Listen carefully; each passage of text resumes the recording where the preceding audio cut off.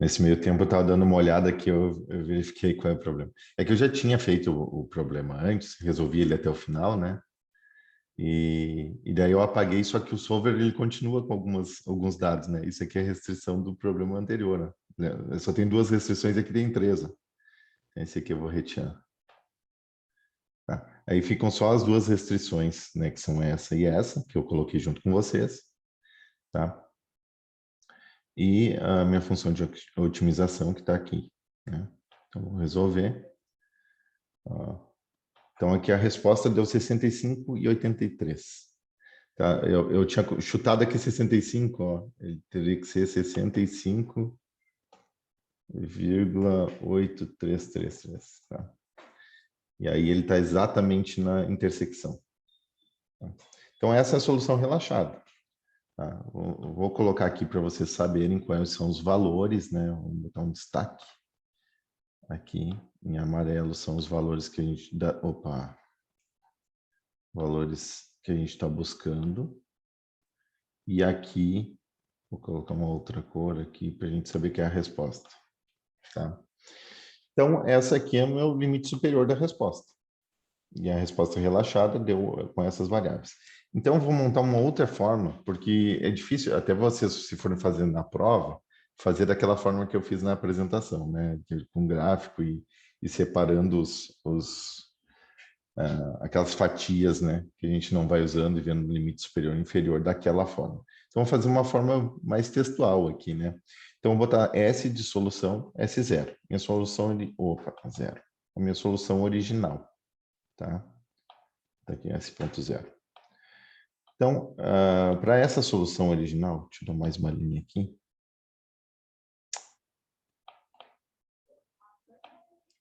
Tá? Para essa solução S.0, eu vou botar ali quanto vale X, quanto vale Y, quanto vale meu... aqui é Z, eu acho, Z, que é a minha solução final. E aqui as minhas restrições, tá? Então, aqui para esse caso, o X valeu esse valor aqui. O Y valeu este valor aqui. Deixa eu colocar assim, fica melhor. Tirar a formatação. Tá? E aqui o meu Z, eu poderia só copiar esse valor, tá? Mas eu já quero fazer com a fórmula para eu poder copiar para as linhas de baixo.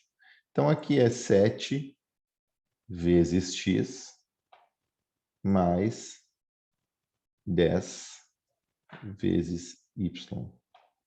Então, tá aqui, ó, exatamente o mesmo valor, tá? Então, essa deu a minha resposta para a solução inicial relaxada. As minhas restrições eram que x tinha que ser maior ou igual a zero e que y, até vou botar em outro quadrante, y tem que ser maior ou igual a zero. As únicas restrições, as únicas restrições que eu tinha. Ok. Agora eu vou ter que abrir esse problema em dois. Aí eu escolho qual lado eu quero abrir. Tá? A gente tem um gráfico aqui, a gente pode tentar observar. Tá? Se eu abrir para esse lado, um ponto inteiro é esse, ou é esse, que obedece às duas restrições, ou é esse. Se eu abrir para esse lado aqui, um ponto seria esse, eu não sei se ele está em cima, se ele está embaixo da linha. Aí esse aqui, esse e talvez o 6. Então, eu tenho que ver se eu vou limitar x ou y. Se eu limitar x, por exemplo, eu vou tirar essa fatia aqui da vertical e vou testar esse ponto. Esse aqui, na verdade, ele vai achar, né? O ideal seria esse, mas ele vai achar esse, que é a intersecção.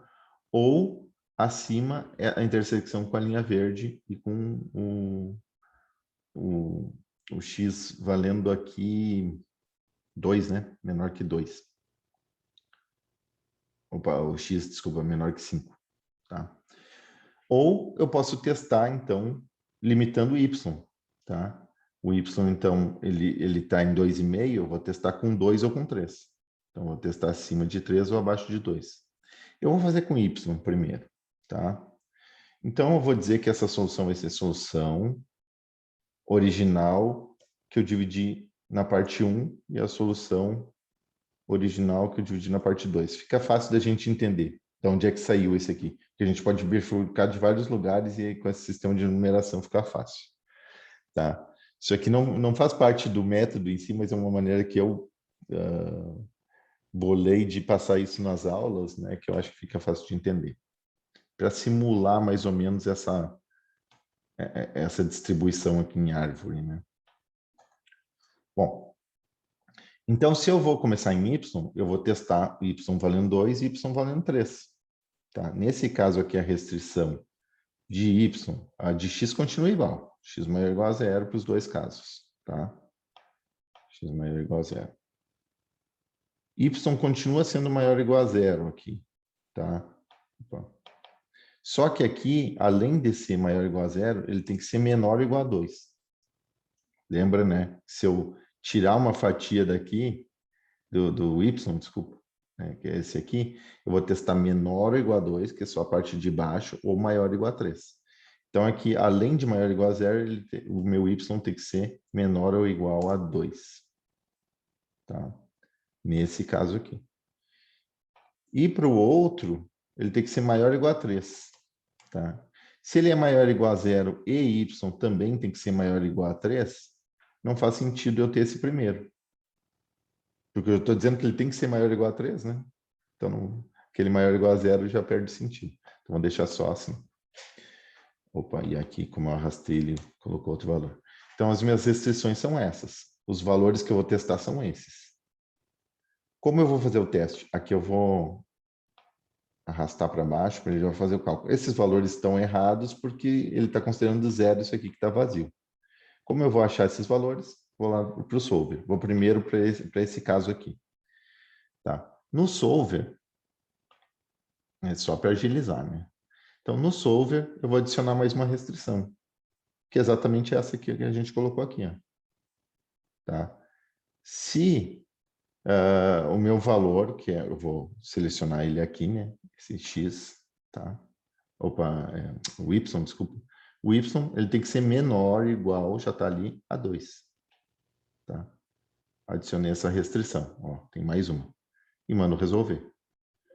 Tá? O que ele achou nesse caso? Ó, com 2, ele vai ir para 6,33 o x.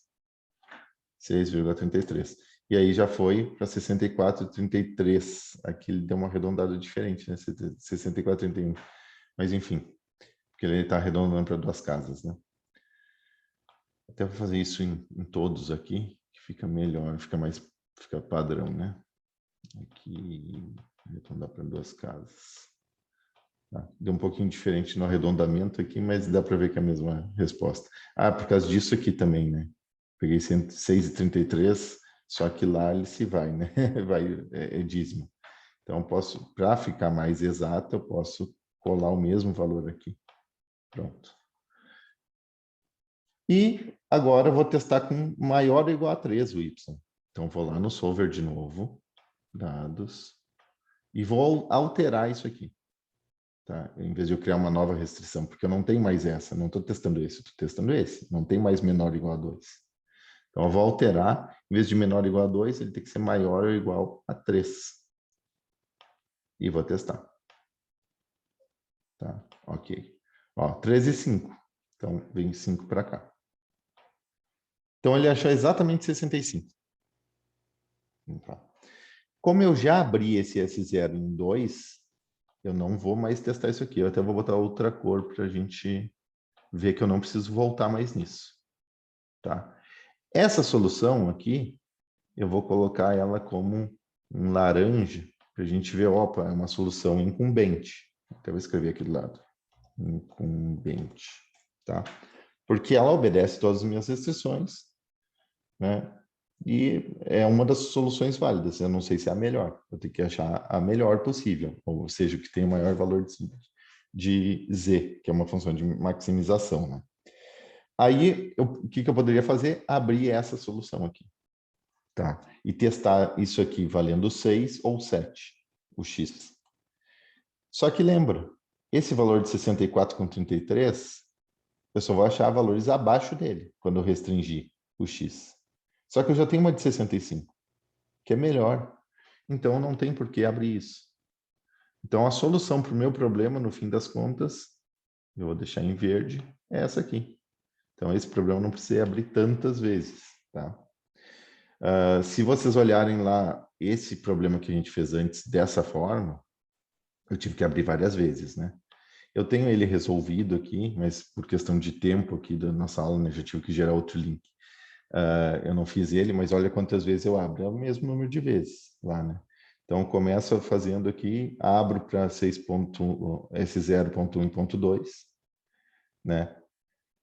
Depois, esse 0.2 eu abro para ponto 2.1 e ponto 2.2, acho uma infactível, que é exatamente essa que a gente tinha achado aqui, inviável, na verdade, né?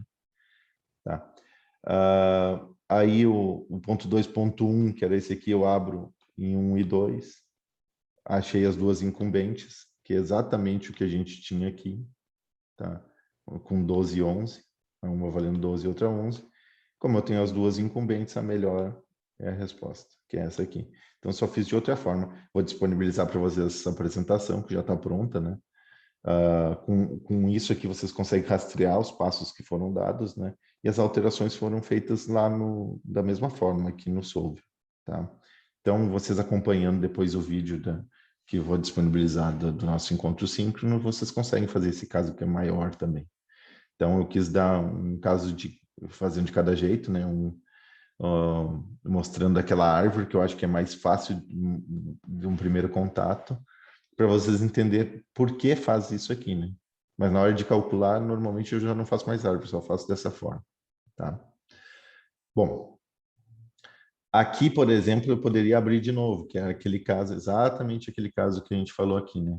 Que está aqui, 11.5. Poderia abrir de novo. Ó, ele não foi aberto, ele não está em cinza. Como esse aqui que foi aberto, esses aqui que foram abertos. Ele não é infactível, ele não é incumbente. Esse aqui não é nada, eu teria que abrir de novo. Eu só não abro porque ele tem 11,5 e eu já achei um com 12. Tá? Então fica fácil de olhar aqui, né? Pelo menos assim, fácil de vocês reproduzirem, né? Aí para vocês entenderem realmente e conseguirem fazer isso sozinhos, aí comecem problemas mais simples. Esse mesmo que eu passei aqui, tentem fazer de novo sem olhar, por exemplo, né? Esse segundo que ele é um pouquinho mais restrito. Para finalizar essa apresentação, né, lembrando que a programação linear inteira ela é um caso especial da programação linear, onde eu tenho algumas variáveis com restrição que elas têm que ser inteiras, tá? E eu tenho a programação linear binária, que é um caso especial da programação linear inteira. Binário também é inteiro, só que ele só tem dois valores. Em vez de qualquer valor inteiro, como os exemplos que a gente fez até agora, ele só tem 0 ou 1. Ou seja, você não tem muito para onde bifurcar. Se vocês pegarem uma variável que deu 5, não importa, vocês não vão testar com 4, deu 5,5, vocês não vão testar com 5 e com 6. Vocês vão testar com 0 ou com 1. Né? Então, a resposta relaxada às vezes dá uns valores bem altos, né? Mas vocês têm que testar com 0 ou com 1, quando é binário.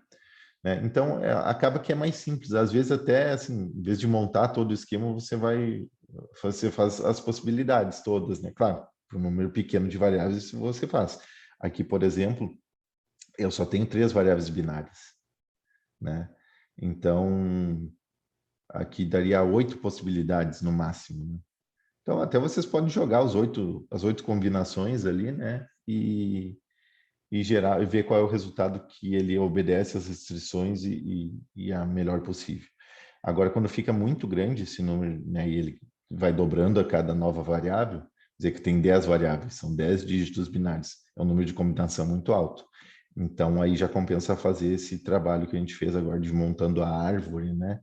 E só abrindo os casos que realmente a gente precisa, que direciona um pouco melhor a busca, em vez de fazer tantos testes assim, tá? Mas eu nem vou resolver esse aqui, mas fica aqui para vocês, eu posso disponibilizar depois as respostas se vocês quiserem, mas não vou resolver porque ele é um caso dessa programação linear inteira que a gente viu, só restringindo a 2 valores e depois, quando eu coloco 0 e 1, eu não tenho mais para onde abrir que seja diferente disso, tá? Então, ele acaba sendo um pouco mais fácil.